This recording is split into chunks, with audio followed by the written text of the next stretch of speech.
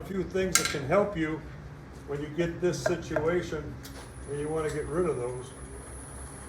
Well, this is fairly balanced. Before I start there, decide where you want this side balanced or you want this side balanced. If you're doing a wing bowl, oh, by the way, there's one right behind Sherry right there, are all wet turned also. You can pass those around, Sherry. And the other two, one was cored out of the other one, and the natural edge that's a challenge right there to get that out. And if you look at the big one, you'll see where the bark flew off, and it's been re-glued with epoxy, with sawdust, walnut bark dust, I guess they call it. It works very well on putting it back together, more like that on that one. Okay. So, turn it your, whatever you're comfortable at. Oh, I have this secured with 2 drilled holes, and they're on a 5/16 inch bolt in the back here. I drill the hole, I hit it with a hammer, drill the holes, and then slam that into there and tighten it all up.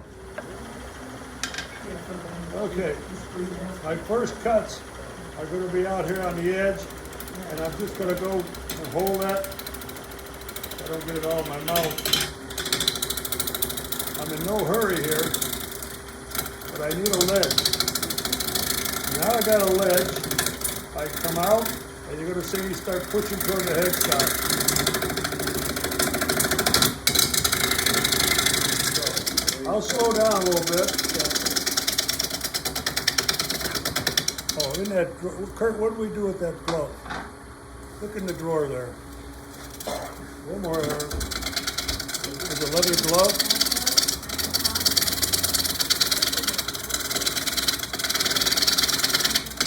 I know. Last I saw it, it was on the table behind you there. But I don't know. Where's it over there? Anyway, what we're looking for is a leather glove with the fingers cut out of it. And it really helps you when the bark is bouncing at you. So now we have some of this off here.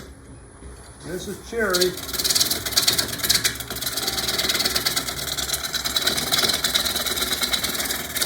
Let's drop the handle. Nibble on that corner a little bit. Move it over. Always shut the lathe off when you do that. Now I'm push cutting. I don't want those. I don't want leather on my fingers.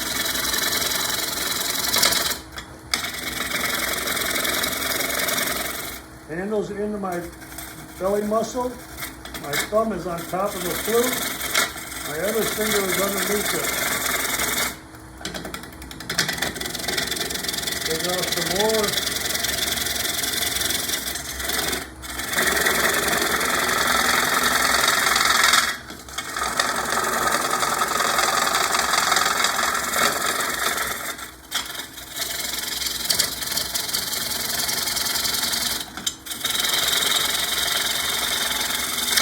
Move your tool rest too far out.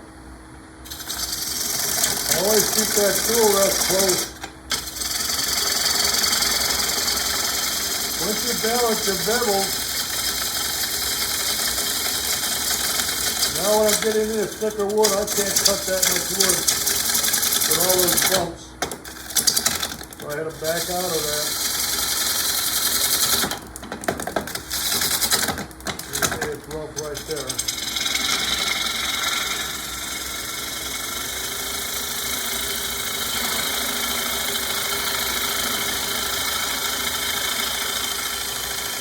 Now I raise the handle as I get on that. Raise the handle a little bit so I don't get quite so much of the bevel rubbing.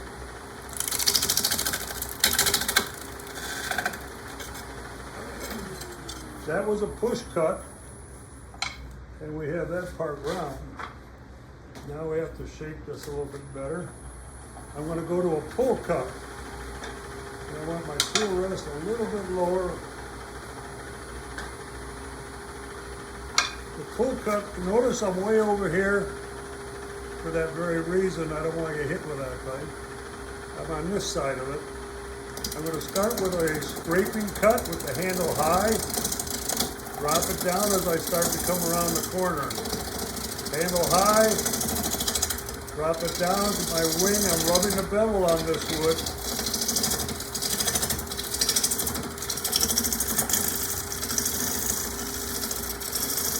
I'm going back and forth with it. Won't give me quite as good a cut. Here's that push cut again. Little lighter cut, slower. Slow it down.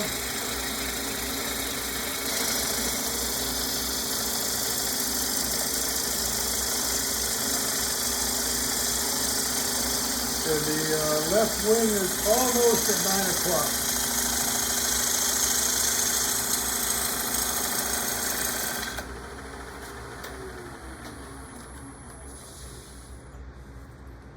A little cleanup with that.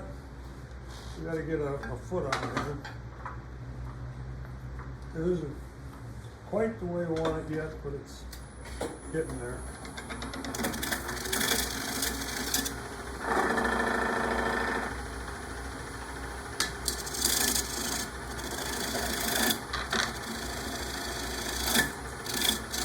Kurt, is that big primary pencil back up there somewhere? It's fatter than the other one? It'll work. Okay, usually you measure all this out, but if you just take your pencil, lay it on the free, on the free side there. And now I can just bring that down to that line.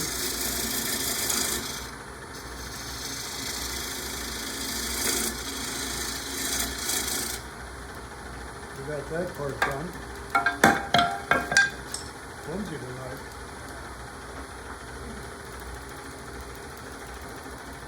I'm going to reshape. I'm going to drop this. This is a D-way. It's a 1/2 inch. It's ground with the bevel removed on this side. Can you see that? On there, so it's shortened it up, and it's a straight wing, back, ground back of a straight wing. I'm going to take this one and drop the handle way down. I talk to people turning here all the time. Get your handle down anytime you approach the wood, and you won't have those catches so bad. And right now, because I'm just up by the front of the blade, I'm cutting on the front third of that wing.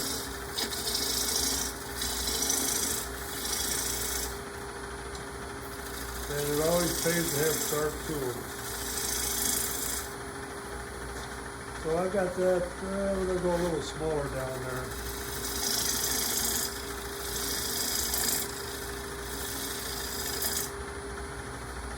One more push cut on this side.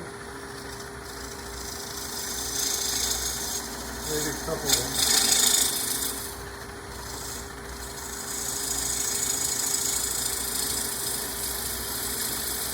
I'm cutting on the point, and the waste wood is on the left side. It's coming right to the point right here, and actually being cut a little bit on the right side. These are both spindle gouges. The one on the left here is a D-way, and the one on the right is a crown. And you can see how shallow this one is compared to this one. To me, the D-way is let me just pass that around. I'll give them this one eventually. It is a mini bowl gouge. I can do, if I don't take off too much wood or the bowl is not too big, I can take off wood the same as I would with a bowl gouge. We're going to shear cut with this. Phenomenal little shear cutter.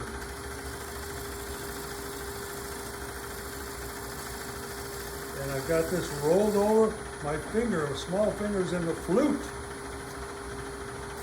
And I've got the handle down well below the tool rest. And I'm just stroking the wood, smoothing that out. I want to move my tool rest. Whenever you're shear cutting, don't get out over that tool rest too far. The closer it is, the more stable the tool is going to be.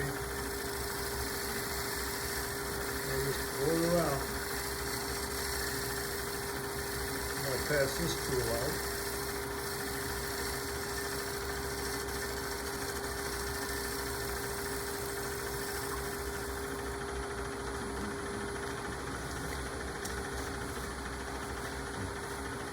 Kind of like Angel there. This has a pretty steep bevel on it. And I'll do the bottom of the bowl. We'll have it back here by that time. And we'll do the bottom of the bowl with that, some of it with that. Okay. Get that out.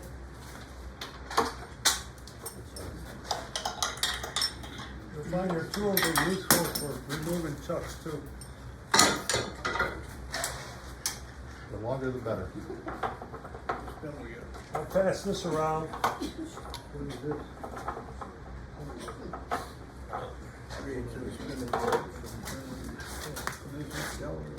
You could make these bolts adjustable if you use a regular hex head bolt and put a bolt in the back and a bolt in the front.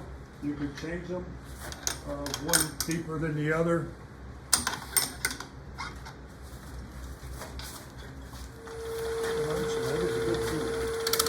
I'm going to start again with it rolled over. Kind of scrape that out.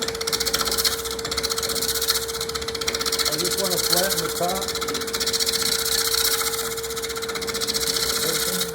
Now I can roll it over, push cut. I'm going to take all this out anyway.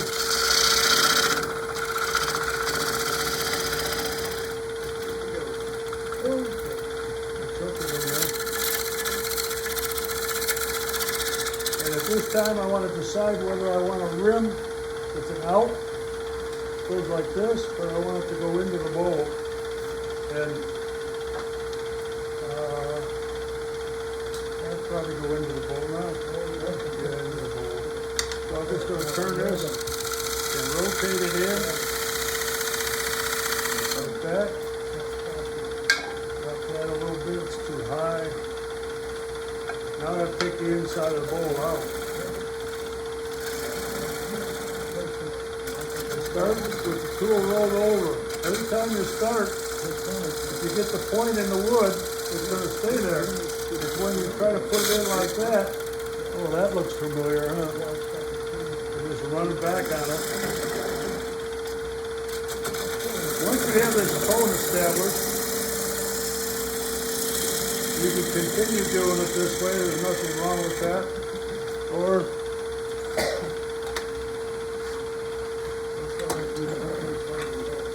in the headstock, bring the handle over the way, and take some wood out. The less wood you take out in one shot, the more stable it's going to be. Better than that, I hope.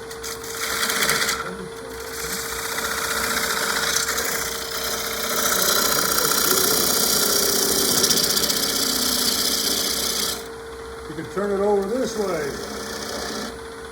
and pull toward the headstock.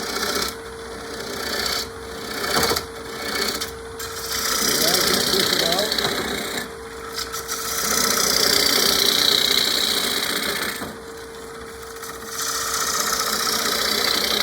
Now we have some room in there where we want to start working on the thickness of the bowl. This is pretty straight.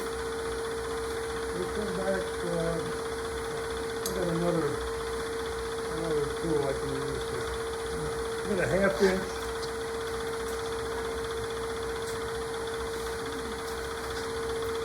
This one's a 1/2 inch spindle gouge.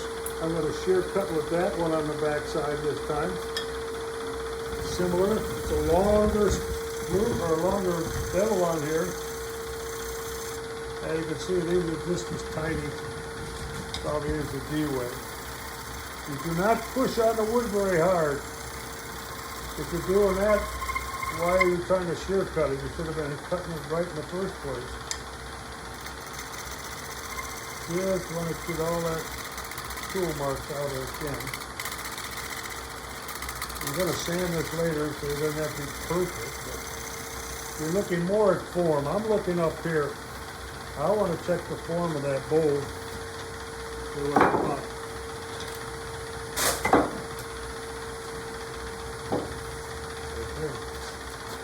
Okay, I'm going to start cutting this top part of the rim, and we're going to cut this down probably to about there. So I want to have my tool rest as close to the wood again as I can. If I leave the tool rest out here, it's hard to get it started. It's hard to, you got to put too much pressure into the wall. This way I can hold on to it a lot easier. Now I'm going to go down about an inch. Now I can come back, take half of that, and just go down. Now I can make another cut. I'm going to raise the handle because I don't want it to escape. Get that bevel.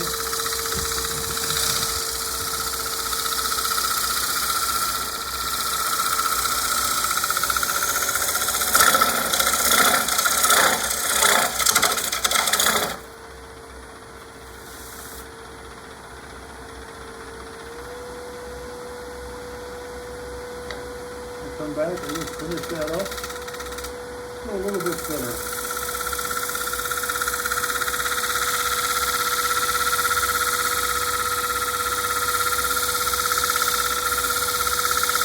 I'm looking at the outside of this rim.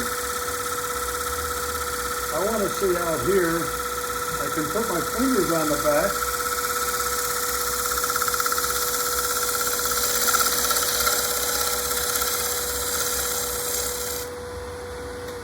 Make that cut. Remember to go slow. To go slow. What was your RPMs just then? Well, this is a little goofy sometimes. We're going faster.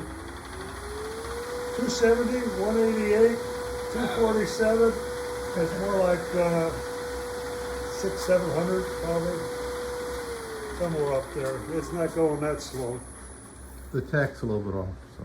Yeah, the tachometer on here is sometimes it only does half of it. At least multiply that much. We'll clean this rim up a little bit, and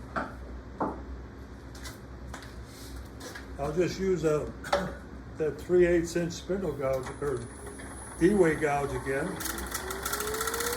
Drop the handle down. Here, cut that rim.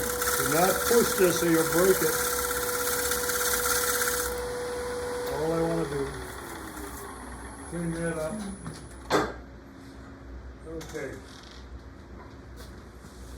So we've got that pretty much under control right there. And we need to take out some more. We're going to do that with the, probably with the 40 for at least another inch. And again, look at where I'm putting my tool rest.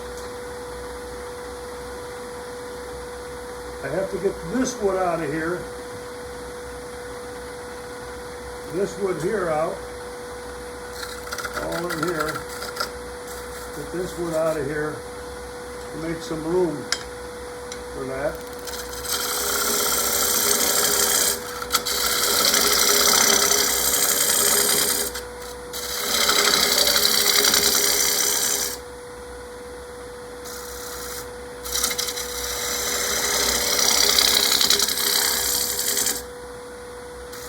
Come back, take part of this out.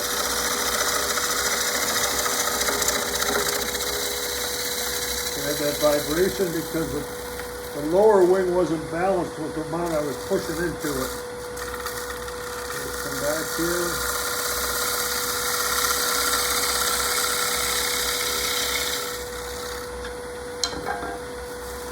Tom, you want to give me that pink gouge up there?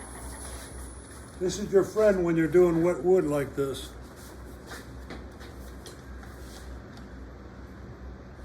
We're a thin 1/4 inch here on that part. Down here, at least 5/8 of an inch. So again, I need the light over here a little more.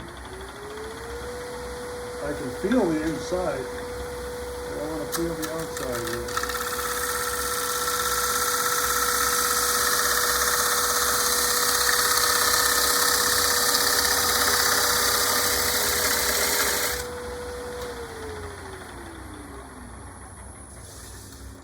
Okay, we took about half of that. You'll be able to see maybe a little better now.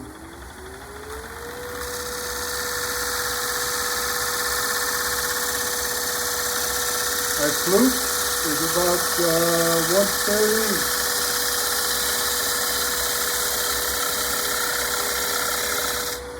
And this is where the 40 grind starts to have a little problem, trying to get down underneath that corner. As you can see, we're at 1/4 inch to 5/16 right there. So let's see what happens.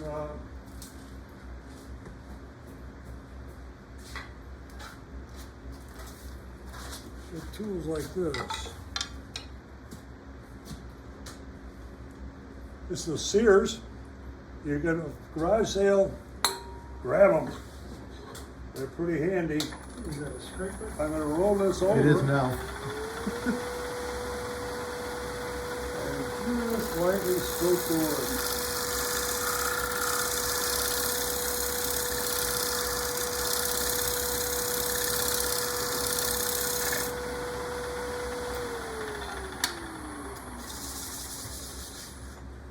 And you can see by that it's got a pretty good burr on it. This was ground on the left side of the wheel, or the left wheel, which is the 80 grit instead of the 180. So it has a little more, and that burr is about gone already on there. Again, you can see it's ground back quite a ways on this side, so I can tilt it on the tool rest.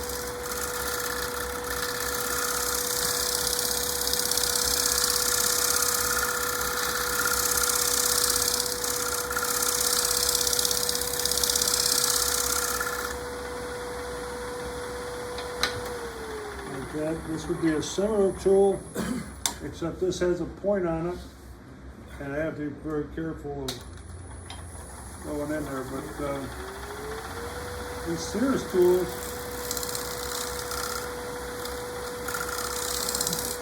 they're just not quite as convenient. This is a negative grind on here too. Ground down one side and then ground back on the other side. I can pass both those around on there. This is Big Bertha. It's a Thompson. And I would take some of this wood out of the way. I'm going to switch out of the 40 and switch over to a Ellsworth. Ground back with the bevel ground off again. Almost all my tools have the bevel ground back out of there. It makes them easier to go around corners. What angle would you say that was round to? This one, Yeah, what? 55. About a 55.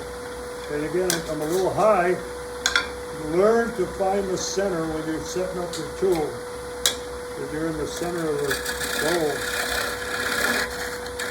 There's that scrape cut that's turned over to 9 o'clock. I'm rubbing the bevel on the center point here of wood. Going straight that way. Now I rolled it over to 9 o'clock. I just want to pull that out of there. If I don't roll it over, it's going to catch and run, They go right through the sidewall. That's not a good place to be. Now we can take some of this wood out.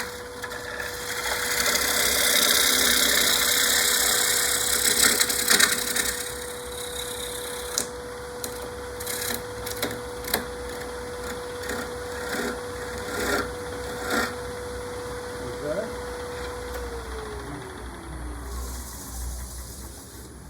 And we start to fatten up probably right about here.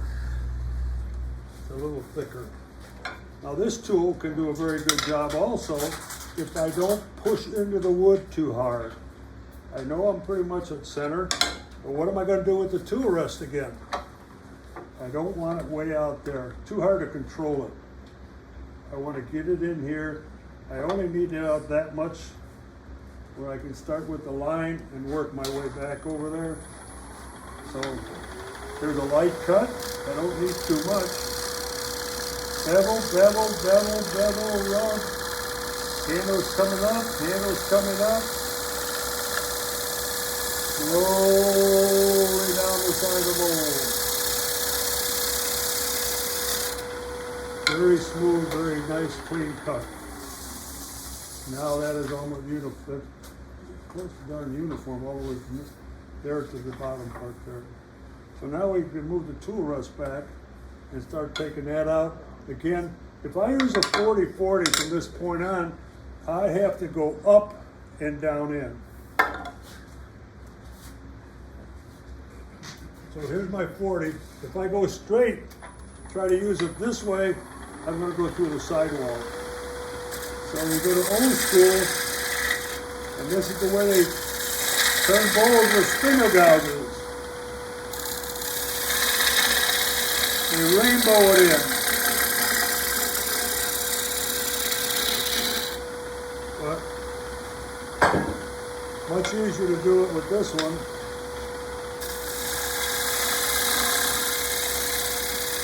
Balance in the point and the right hand wing. Too much on the wing.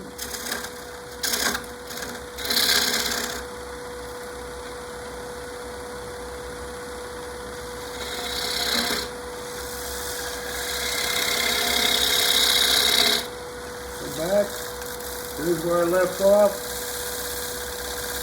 Nice and easy. Too much wood. Back it out. There's some more wood out. Come back.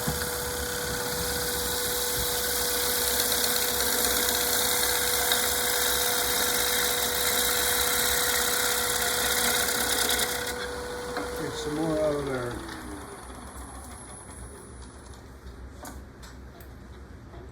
So right to there, there's a quarter, 5/16, 3/8, right in here. So we're getting close. And we need a measuring device. Put the pencil in there. Use whatever eye you're dominant with.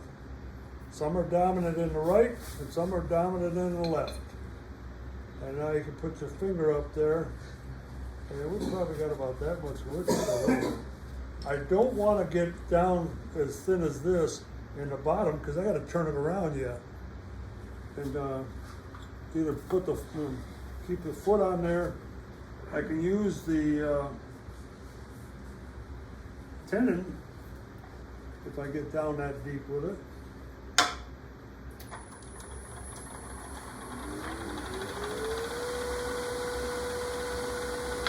Come back here, pick up some more wood. When you get the 2-point balance, the tool will almost guide itself. Now you're going to see this tool start moving down the tool rest. I'm going to roll it over to about 215. And this finger in the middle back here is pushing the tool down the tool rest. Not too quickly. Just enough.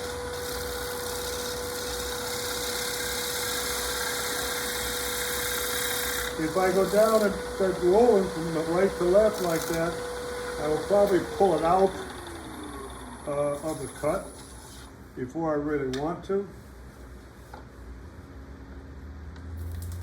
And we're at 3/8 right down here.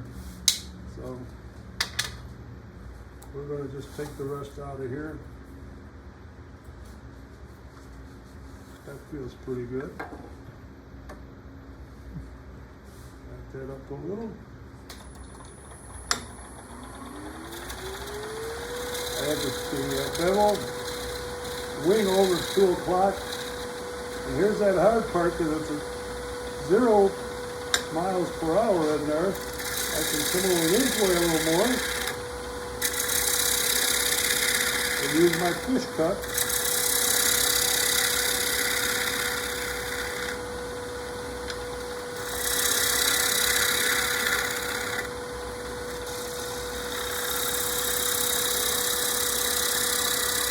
But I'm going to leave a dimple right in the bottom.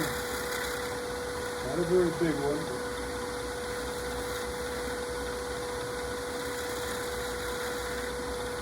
I don't want to break out the bottom because I'd have to sand all that out of the way.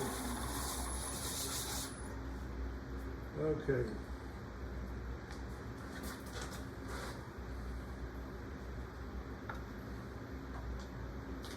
Yep. The inside is DONE. That could be sanded out the rest of the way.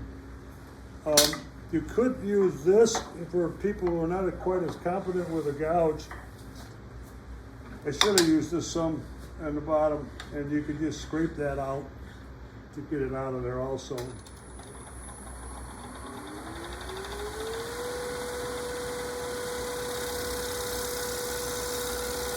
But don't come up the side too far. You get a little, you catch it up here on the rim. It's very easy because the rim is starting to move a little bit. But don't be afraid to use a scraper. Get a good burr on it, and it'll work fine. The guy I was talking about in Oregon, that's his predominantly tool. He has one that's called Big Ugly. It's a special hardened steel. It's not carbide, but it's close to it. And he sharpens that thing. He buys it in a foot long, and then silver solders it on to there. We're going to now take off the bottom here. We'll see what we got in the bottom of this bowl. And we're 3/4 inch here. Perfect. So we'll probably get rid of the tenon if it has suction. It's on the machine. One of the things you want to do is move the tool rest over, or the freestyle away, and see if it'll fall off.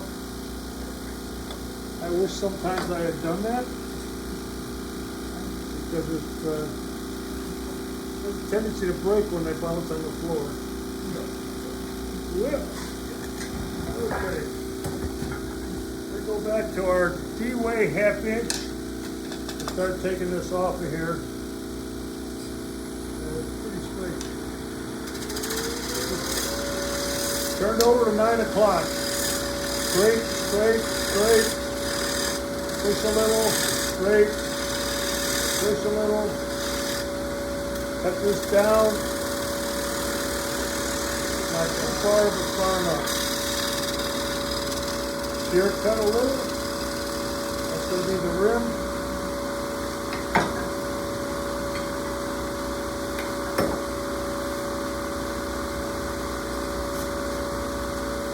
This is a spindle gouge 3/8 inch spindle gouge by Crown.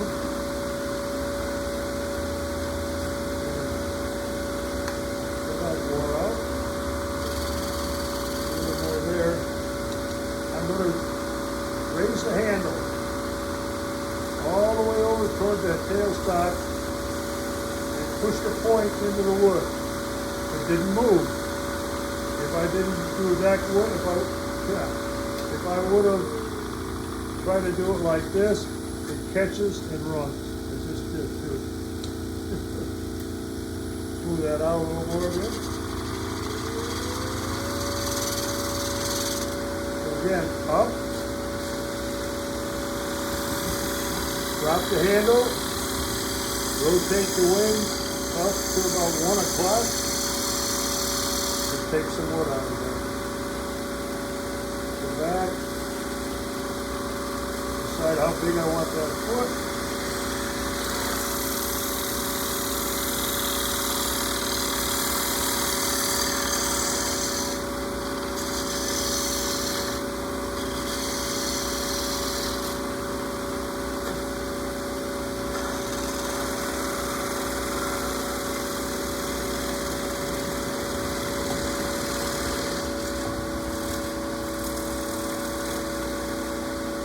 Slow it down,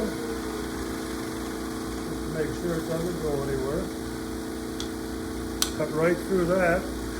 Then I'm going back to my little D-way spindle gouge / bowl gouge and shear cutter.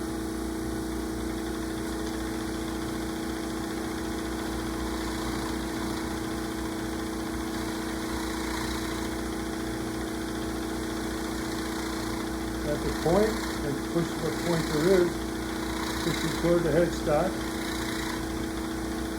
Now I come back, stick out that little deeper there. I can use this tool to come underneath it. And I'm actually coming back. It's going to go a little deeper here than it is here, just to add a little interest to it.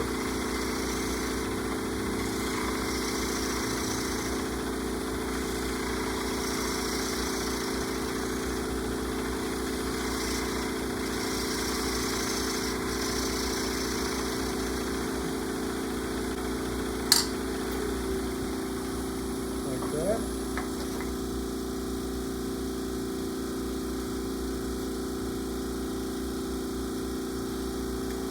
Hit that button.